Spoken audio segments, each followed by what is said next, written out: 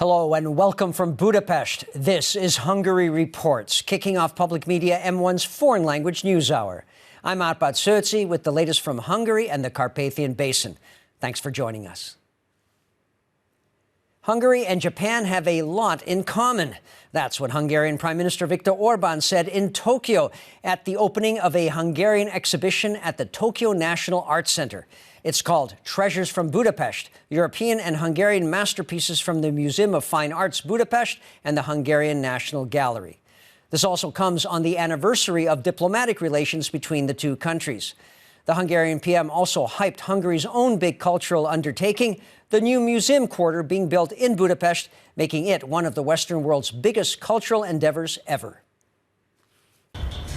A huge Budapest sign is advertising a Hungarian exhibition in Tokyo.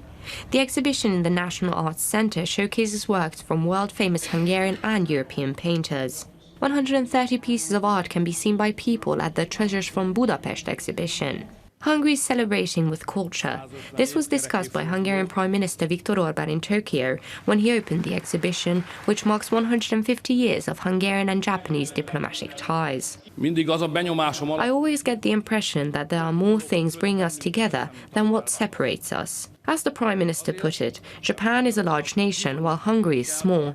This is why the Hungarians need to prove constantly that the world needs them. This is why we have more than a dozen Nobel laureates. That's why we've won more than 170 gold medals in the Summer Olympics. And that's why we're able to make music such as pieces composed by Liszt and have paintings such as the ones you're able to see here in this exhibition. These are all about Hungarians wanting to show that they are worthy and needed, Prime Minister Viktor Orbán explained. Economic topics were also brought up. The Minister of Foreign Affairs and Trade talked about how Japan is the 7th largest investor in Hungary. Currently, 170 Japanese companies employ 35,000 Hungarians. They represent technological standards that contribute greatly to the strength of the Hungarian economy, Péter Szijjártó said. The minister emphasized that it was Japanese companies that were the first to invest in Hungary after the fall of communism. In fact, Japanese companies contribute greatly to the competitiveness of the Hungarian economy. And that economy continues to grow. The figures for October have just come in, showing that retail sales increased by more than 6%. That means unabated growth for more than 6 straight years now. That could also well be because more people are working and that wages have been steadily rising. The biggest retail sales are expected in December.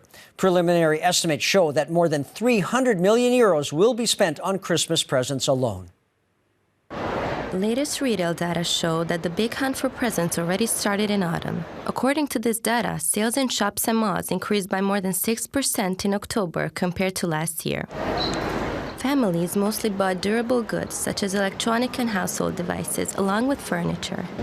The data shows that the ratio of online sales enjoyed double-digit growth every year. This indicates a significant change in shopping habits. Online shopping seems to be working efficiently, László Krizsán said.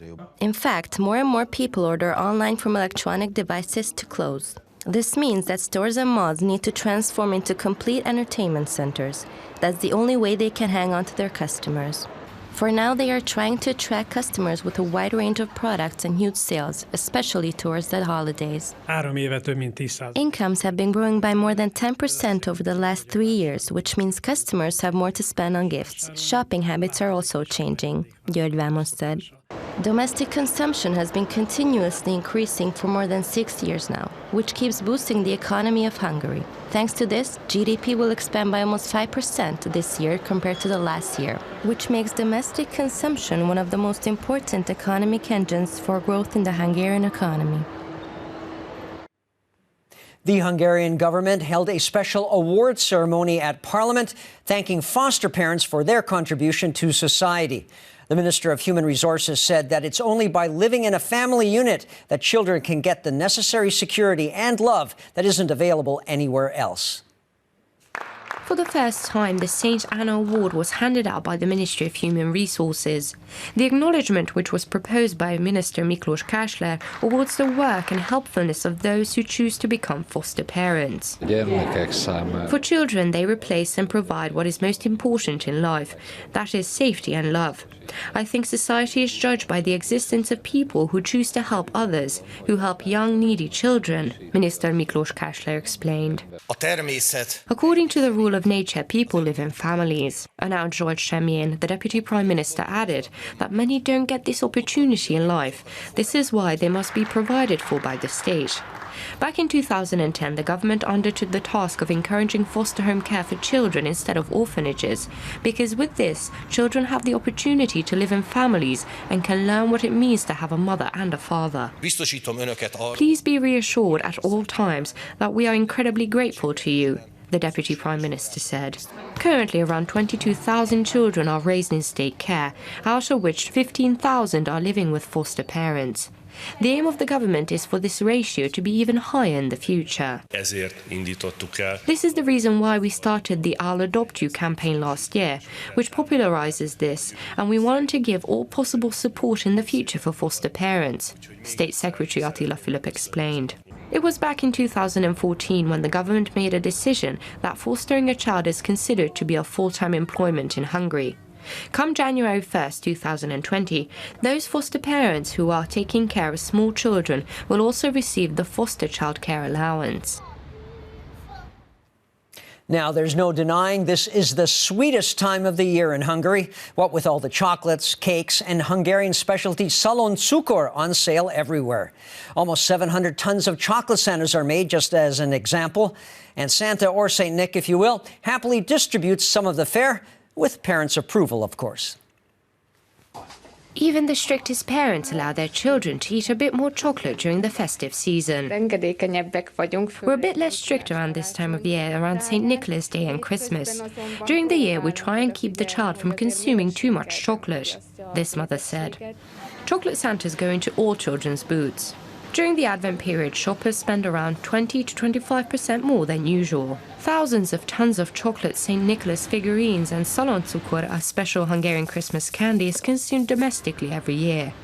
Hungarian confectionery makers expect 30 million euros in sales in December alone. Quality products continue to get picked up, and that's why they are available at a higher shelf price. Only real chocolate Santa Clauses are now on the shelves of shops, which we are very happy about. This has been highlighted in previous years, and what is also positive is that we are already seeing the same trend when it comes to Salon Cukor, Sándor Sánta explained. The manufacturing of sweets is a success pillar of the Hungarian food industry. Currently, more than 200 companies employ around 5,000 people, with sales last year reaching more than 600 million euros. Confectionery manufacturers have begun to declare Salon Cukor as a Hungaricum, meaning something quintessentially Hungarian and unique in the world, from the way they are made to the way they are packaged.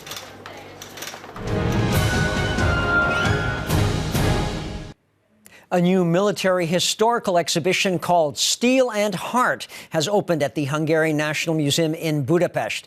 It shows firearms from 3 private collections, some shown publicly for the very first time.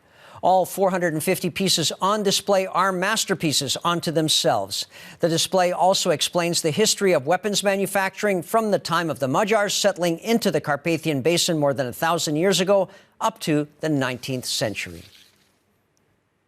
The Hungarian Charity Service of the Order of Malta and the capital's cultural palace called MUPA have a special joint exhibition.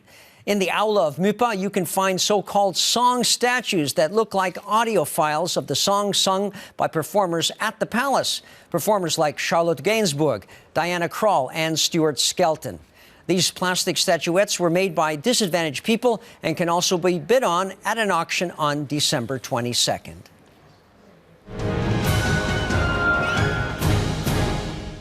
And that's all for now. But don't forget, you can catch Hungary Reports every night after the 11 p.m. Hungarian news and online as always. Please stick around now if you can for our German, Russian, and Chinese language news. Thanks very much for watching, and minden jót.